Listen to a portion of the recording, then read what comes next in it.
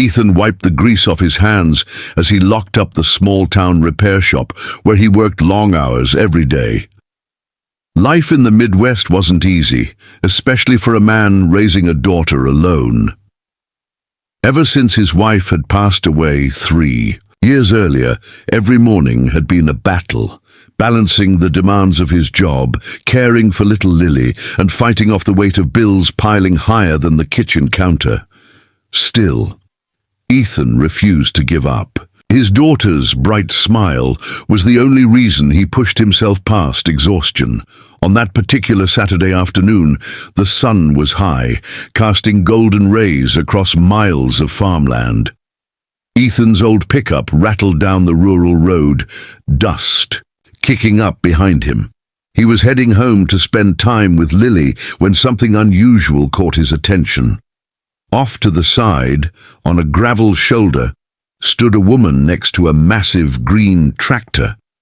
The machine sat motionless, smoke puffing faintly from its exhaust, while the woman, her hair tied back under a sun hat, kicked the tire in frustration. Ethan slowed his truck, debating for a moment. He was bone-tired and could already hear Lily's eager voice asking him to play, but the sight of the struggling woman made his conscience speak louder than his fatigue. He pulled over and stepped out, wiping sweat from his brow. "Need a hand?" he asked kindly, approaching the tractor. The woman turned, her face flushed from both the heat and her frustration. "I've tried everything. This old thing just won't start, and I've got fields waiting on me," she said, shaking her head. Ethan glanced over the machine, his mechanic's instincts kicking in. "Mind if I take a look?" She hesitated only a moment before nodding. Ethan climbed up and popped open the tractor's panel. Within minutes, he spotted the issue: a clogged fuel filter and a worn spark plug. Nothing he hadn't seen before, though it was clear she wouldn't have been able to fix it without proper tools. As he worked, the woman studied him with quiet curiosity.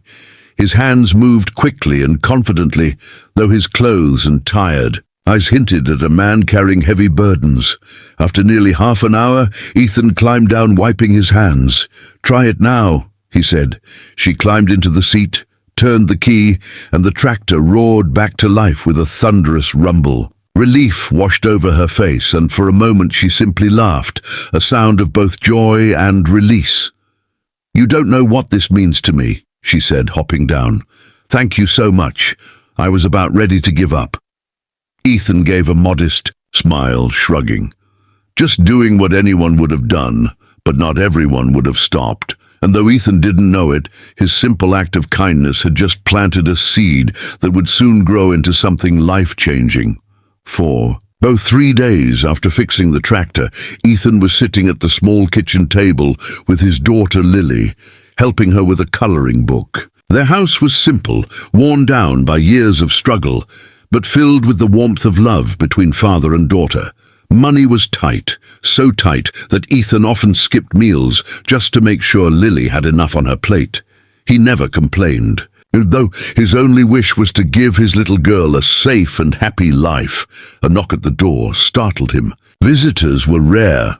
Wiping his hands, Ethan opened the door to find the same farmer he had helped on the roadside. She stood there, smiling, a basket of fresh vegetables in her arms. "I hope this isn't a bad time," she said kindly. "I wanted to thank you properly. I'm Sarah." Ethan blinked in surprise. "You didn't have to, I know," she interrupted gently. "But I wanted to, and if you don't mind me asking, do you do repair work outside the shop?" Ethan hesitated. "Now and then. Why?" Sarah set the basket down on the porch. "I've got more tractors, combines, and equipment on my farm that could really use someone like you. I could pay you steady work if you're interested."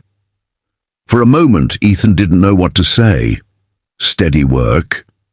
The words felt like rain on parched ground, but pride held him back. He didn't want to seem desperate. "I appreciate it," he said carefully, "but I'm not sure I can take on too much right now. I've got my daughter to look after."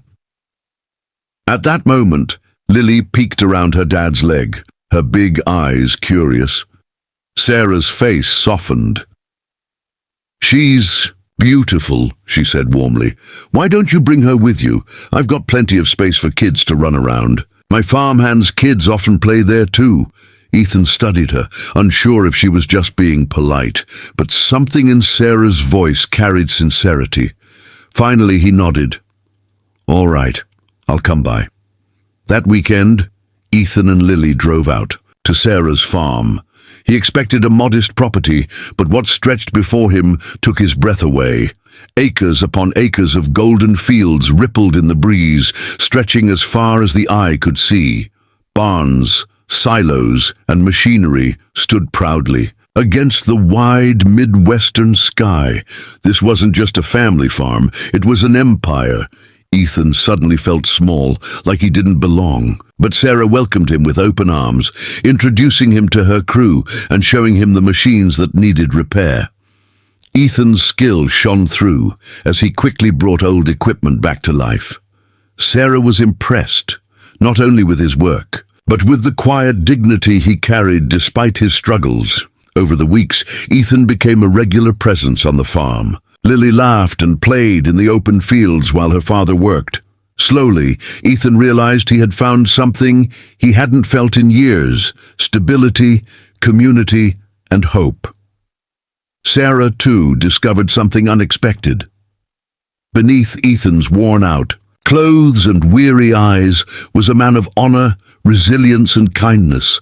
She admired the way he worked hard for his daughter and how he never asked for more than what was fair. What had begun as a roadside act of kindness was turning into a bond that would change both their lives forever.